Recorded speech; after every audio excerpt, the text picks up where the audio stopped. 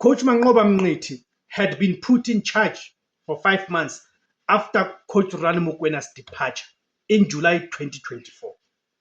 After Sundowns started the 2024 season slowly, Miguel Cardoso took over and results suggested that he had an immediate impact.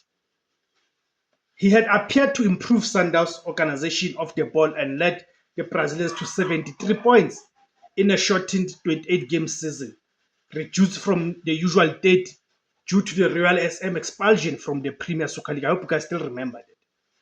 So for context, in Mokwena's most dominant season in charge, the 2023-24, he had led Sundowns to 73 points in 30 games. So in fairness, Mngqithi had picked up 21 points in Sundowns' first 8 league matches, right, of the season. But Cardoso kept that flying form while also